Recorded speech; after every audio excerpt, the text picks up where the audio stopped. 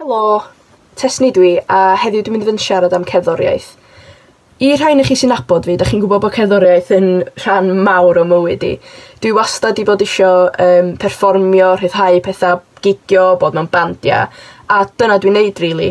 Wel, dyna o'n i'n neud cyn i ni fod mewn lockdown.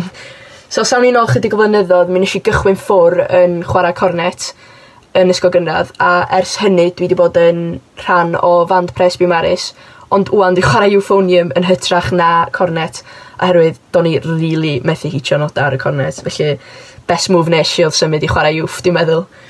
Yn ogystal â chwarae euphonium, dwi wwan yn gallu chwarae gitar a ukulele, lle dwi wedi dysgu fy hun, a ar y funud, dwi wrthi'n dysgu fy hun sydd wedi chwarae'r keyboard. Felly dwi'n cadw'n eitha prysur yn ystod yr lockdown ma, felly dwi'n cael rhy fatha bod.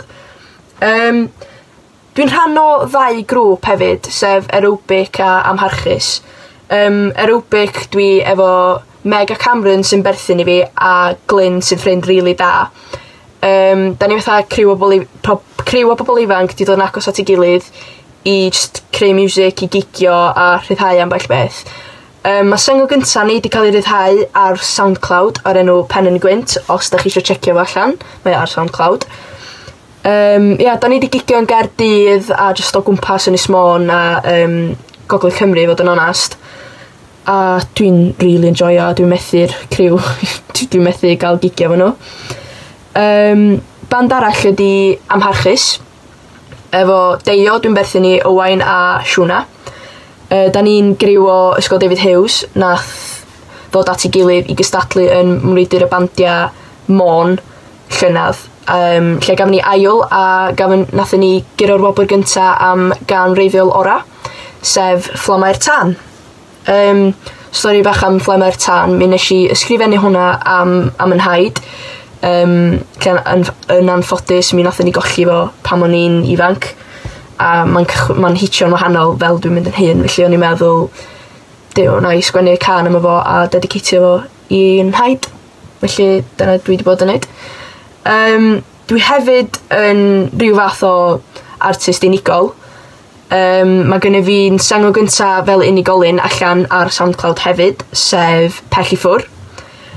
Ond mae rai fi gyfadda, mi ydw i'n cael help gan fy nghefndar Cameron, sy'n rhan o'r band aerobic.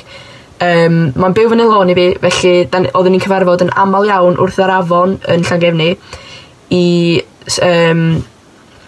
fatha just jamio a sgwennu ambell beth. Mae gennym ni 3 neu 4 can da ni'n gweithio ar y funud, ond mae bob dim fatha slow process gan bod ni'n lockdown a methu cyfarfod. Mae'n gwneud bob dim bach mwy anodd, lle da ni'n really gallu recordio ag perfectio'r stwff da ni efo'n barod. I fi, mae'r lockdown yn rhywbeth positif, ond eto negyddol iawn o ran cerddoriaeth. Mae'n positif oherwydd dwi'n really cael ffocysu ar bethau newydd ag dwi'n cael chi'n galw fo fel proper gweithio ar sgiliau cerddorol ag dysgu fy hun y keyboard fel nes i sôn yn gynharach. Ond dwi'n gweld o'n rhywbeth eitha negyddol oherwydd dwi'n cael mynd allan i weld, i glwad, sa'n byd yn digwydd, felly sgennai'm llawer o ysbrydoliaeth, felly ar y funud dwi jyst yn gwneud covers. Mi nes i postio fy nghyfer gynta ar YouTube 2-3 yn ôl, sef Summer Over the Rainbow. O'n i'n meddwl bod o'n ffitio'n iawn efo codi'r hapusrwydd i fyny gan bod ni gyd mewn rhywle eitha tywych, eitha dwl ofnadwy wwan. So dyna dwi wedi bod yn neud hyd yn hyn. So o'n i'n meddwl ella swn i'n rhoi blas bach i chi o'r gan sydd wedi rhyddhau ar SoundCloud. Felly, dyma Pell i Ffwr.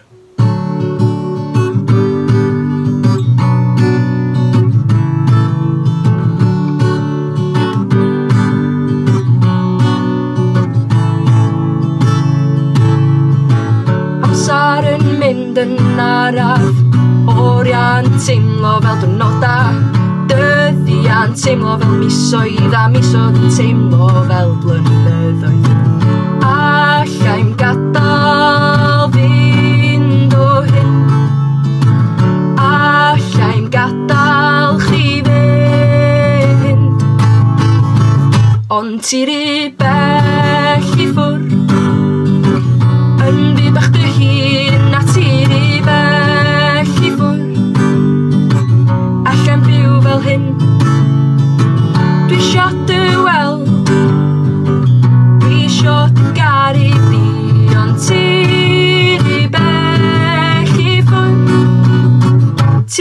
bell i ffwr'.